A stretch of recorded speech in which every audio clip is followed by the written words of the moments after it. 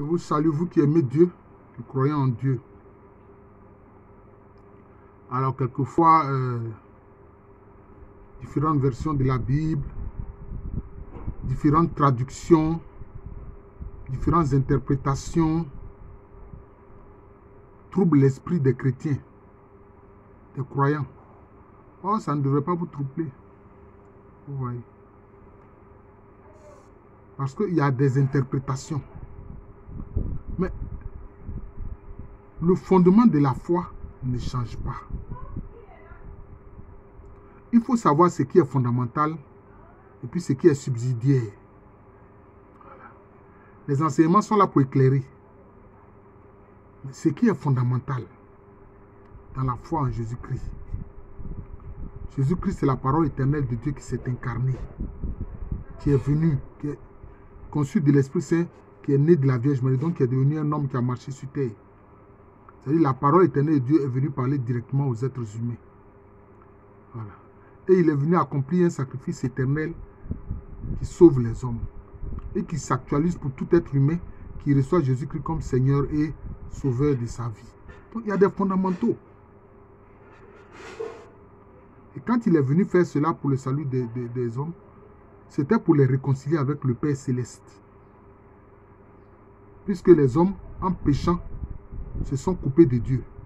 Il est venu rétablir le lien. Et quand il est parti, quand il a fait son ascension, le Saint-Esprit est venu pour aider ses disciples à faire face à toute chose, à toute situation sur la terre. Voilà. Le Saint-Esprit vous rappellera mes paroles. Le Saint-Esprit prendra ce qui est à moi pour vous le donner. Hein? C'est cela. Le Saint-Esprit vous fera connaître ce qui doit venir, etc. Mais, donc je voudrais dire aux chrétiens de ne pas se troubler. Parce que la Bible a différentes traductions. Il y a la top traduction écuménique de la Bible. Là, c'est différents groupes chrétiens qui sont mis ensemble pour traduire. Il y a la Bible de Louis II, la traduction de Louis II, que beaucoup de protestants et autres groupes évangéliques utilisent. Et puis, il y a la Bible de Jérusalem, que les catholiques utilisent surtout. Maintenant, il y a la top, là, comme je l'ai dit là, différents groupes chrétiens, catholiques, protestants, etc. se sont mis ensemble pour cette traduction-là. Donc, ce sont des traductions. Les traductions peuvent avoir quelques petites différences. Mais ce qui compte, c'est l'idée fondamentale. Ce qui compte là, c'est l'idée fondamentale. Voilà, c'est ça. J'insiste là-dessus. Ce qui compte, c'est l'idée fondamentale. Ce ne sont pas les à côté. Voilà. Parce que l'interprétation n'est pas facile. Ah oui. Parce qu'une langue a sa pensée première. Une langue a sa philosophie. Quand, par exemple, on traduit les 5 livres qu'on dit avoir été écrits par Moïse, c'est pas sûr que ce soit Moïse qui a écrit tout ça. Hein, c'est ce qu'on appelle le Pentateuque. Hein, Genèse, Exode, Lévitique, Deutéronome, Nombre, etc. Qu'on attribue à Moïse. Mais ça a été écrit en hébreu. Ça a été écrit en hébreu. Et puis maintenant, il y a eu maintenant la traduction. Alors, quand on traduit en français actuel, vous-même, vous voyez, même dans nos langues propres, là, quelquefois nous avons des mots dans nos langues, on ne peut pas traduire ça en français. Hein? Parce que c'est tellement particulier une langue. Une langue est toujours particulière. D'où les différentes traductions que quelquefois les gens ne comprennent pas et quelquefois ceux qui sont des antichrists qui n'aiment pas la foi en Jésus-Christ utilisent. Ils disent, votre Bible, vous avez plein de Bibles, vous avez 2 Bibles, vous avez 3 Bibles avec des interprétations différentes. Mais c'est normal. C'est normal. Puisque ça a été traduit de l'hébreu au français. Le Nouveau Testament, par exemple, c'est traduit de l'ancien grec. C'est de l'ancien grec au français. Vous voyez? D'où les interprétations qui peuvent être différentes. Par exemple, concernant la création de Ève. Ève. Bon, même le nom Ève, qui est Hawa. C'est pas c'est comme ça. Dans les langues sémitiques, c'est Awa. Ou bien Ava. On dit c'est celle qui donne la vie. Mais, il y a des versions de la Bible où c'est dit la vivante. C'est comme ça que c'est traduit. Celle qui donne la vie, la vivante. Vous choisissez quoi?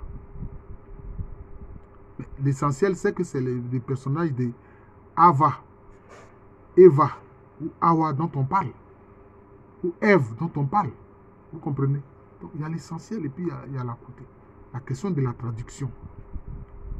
La question de la traduction.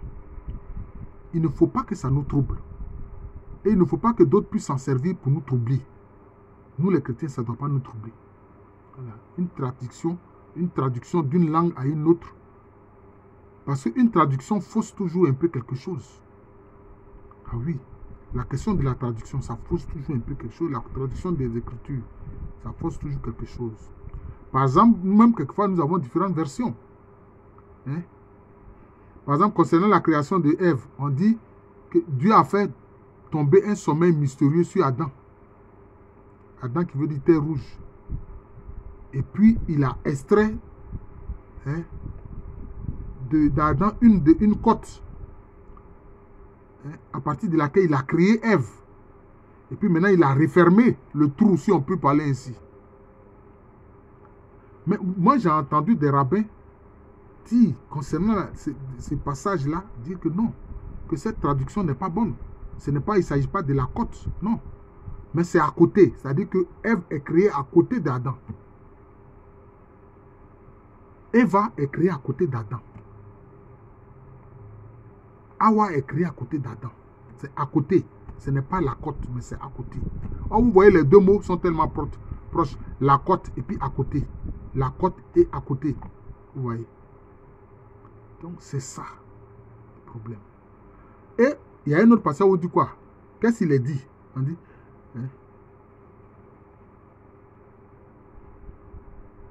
Dieu créa l'homme à son image. À son image, il le créa homme et femme. Ou bien à son image, il le créa masculin, féminin. Vous voyez? Donc, c'est ça. Créa l'homme à son image. À son image, il le créa homme et femme. Voilà. Donc, l'image de Dieu, c'est l'homme et la femme. On peut dire aussi le masculin et le féminin. Puisque qu'est-ce qu'on constate? Mais dans toute la création, il y a cet aspect-là, le féminin et le masculin. Ce n'est pas seulement propre à l'humanité. Voilà. Parce que c'est lié à la question de quoi? De la question de la procréation. Voilà. C'est le masculin et le féminin qui procréent. Que ce soit chez les êtres humains, que ce soit chez les animaux, etc. C'est le même principe. Hein? Certains appellent ça le principe de la dualité. La dualité. Le masculin et le féminin. Vous voyez. Donc c'est cela. Ne pas être troublé par les traductions. Ne pas être troublé par les traductions. Mais concernant Ève, je pense que la bonne traduction, c'est à côté. C'est à côté. Et c'est pour ça qu'il est dit que l'homme est à côté de lui, la femme. La femme est à côté de lui pour être son aide. C'est le principe de la dualité du masculin et du féminin. Pour être son aide. Voilà. Une aide qui lui est semblable. Une aide qui lui est semblable. Une aide qui est comme lui. Voilà. Une aide qui est comme lui. Qui est humain comme lui. Voilà. Une aide qui est humaine comme lui, il est humain. Comme lui, Adam est humain. C'est ça qu'il faut comprendre. Donc, ce sont les deux là qui sont l'image de Dieu.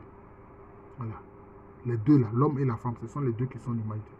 Mais mieux encore, je dis, avec Jésus-Christ, nous arrivons à la ressemblance de Dieu. Parce qu'il y a l'image et la ressemblance. L'image, c'est la graine, la ressemblance, c'est l'arbre. Voilà, c'est une image que je prends pour que vous compreniez. D'ailleurs, même dans certaines traductions de ce passage de la Torah, faites par certains rabbins, ils disent quoi? Que le projet de Dieu, cette traduction, Dieu dit, je ferai une puissance correspondant à l'homme. En parlant de la création d'Eva, d'Ève ou bien d'Awa. Il dit, je ferai une puissance correspondant à l'homme. C'est-à-dire à Adam. voyez. Donc, c'est cela.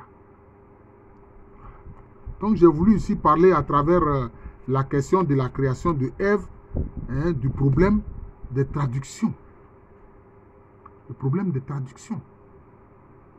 L'essentiel, c'est l'essence, la quintessence du message. C'est ça qui compte. Les traductions sont comme ça. Vous vous souvenez, ceux qui sont un peu les anciens, qui quelquefois allaient au tribunal, quand le tribunal se siégeait et que quelqu'un parle dans sa langue, et puis maintenant on a un interprète qui vient interpréter ce que la personne a dit. Mais quelquefois les gens rient de l'interprétation. Parce que ça ne correspond pas totalement à ce que l'interprète est en train de dire. Hein? C'est ça, le problème de l'interprétation. Être interprète, ce n'est pas facile. Voilà. Parce que chaque langue a sa subtilité. Ceux qui ont traduit la Torah n'étaient pas forcément de culture juive. Ceux qui ont traduit l'ancien grec, pour qu'on ait la traduction en français, en anglais, etc., ne sont pas forcément de la culture grecque. Et d'ailleurs, aujourd'hui, le grec moderne, c'est différent, à quelques égards, à quelques, je peux dire, éléments près, de l'ancien grec. De l'ancien grec. Parce que les langues aussi évoluent. Voilà. Donc, je vous remercie. Je suis le frère Jean de l'amour de Jésus. C'est mon nom spirituel. Et à l'état civil, je suis le professeur Aluko Amirene. Donc, à travers la création de Ève, j'ai voulu parler de la question de l'interprétation des textes. Je vous souhaite une très bonne journée, un très bon temps de l'Avent.